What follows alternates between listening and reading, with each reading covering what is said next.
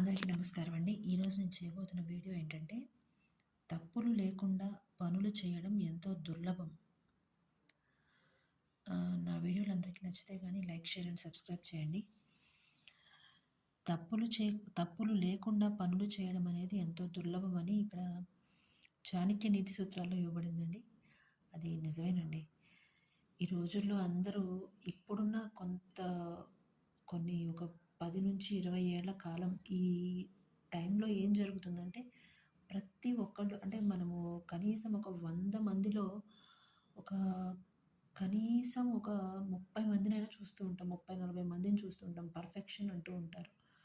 Perfection లేనిదే అసలు ఏది ఇది చేయరు. అదొక ఫోబియాలా తయారైంది. అది ఒక జబ్బు కూడా ఉందండి. ఓసీడీ అనే ఏదో ఉంది.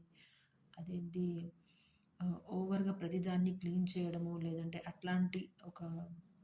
అట్లాంటి ఒక జబ్బనమాట. ఇది జబ్బు అనకూడదేమో, ఫోబియా అనాలేమో. కానీ ప్రతి దాంట్లో పర్ఫెక్షన్, దాంట్లో క్లారిటీ అలా అలా వెతకడం అనేది కరెక్ట్ కాదండి. ఎందుకంటే ఏ మనిషి కూడా పర్ఫెక్ట్‌గా పని చేయలేడు. పర్ఫెక్ట్‌గా పని చేయడం అంటే అసలు అది దేవుడి వల్ల కూడా కాదు. ఎందుకంటే దేవుడు కూడా ఏ మనిషిని ప్యూర్‌గా లేకపోతే అసలు చాలా బ్యూటిఫుల్ అనే రకంగా ఒక మనిషిని కూడా భగవంతుడు పుట్టించాడు. ఇంత చిన్న మచ్చ అయినా లేకుండా జన్మని ఇవ్వలేడు భగవంతుడు కూడా. దేవుడే పర్ఫెక్ట్‌గా ఒక జీవిని చెయ్యనప్పుడు మనిషిలో ఆ పర్ఫెక్షన్‌ని వెతుక్కోవడం ఎంతవరకు కరెక్ట్ అండి? పదే పదే ఒక మనిషిని పర్ఫెక్షన్ కోసం ఆ మనిషిని వేధించడము, లేదంటే అలా పర్ఫెక్షన్ కోరుకోవడము కరెక్ట్ కాదండి. అలా కాకుండా ఇప్పుడు సపోజ్ ఒక ఉదాహరణ చెప్పాలంటే కనుక, ఇప్పుడు పర్ఫెక్షన్ అంటే ఇప్పుడు సపోజ్ ఒక తెల్ల కాగితం ఉందనుకోండి. దాని మీద ఒక నల్లటి చుక్క ఉంటుందనుకోండి. మనకి నల్ల చుక్క క్లియర్‌గా కనిపించాలంటే చాలా దారులుంటాయి.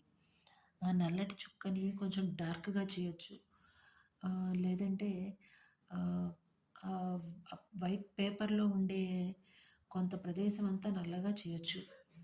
లేదంటే నల్లటి చుక్కని ఇంకొంచెం బాగా కనిపించేలా చేయాలంటే, ఆ ఒక ఏదైతే వైట్‌నెస్ ఉందో, ఆ వైట్‌నెస్ మీద 1కి 2 కోటింగ్‌లు ఇవ్వచ్చు. ఆ నల్లటి ఆ ఒక మార్క్‌ని మనము డార్క్‌గా చూడాలి అనుకున్నప్పుడు. అలా రకరకాల దారులుంటాయండి. దాన్ని ఆ పర్ఫెక్షన్ మాయలో పడిపోయి మనము ఆహ్, ఆహ్, ఏదైతే నల్ల చుక్క ఉంటుందో దాన్ని పెద్దది చేసి, లేదంటే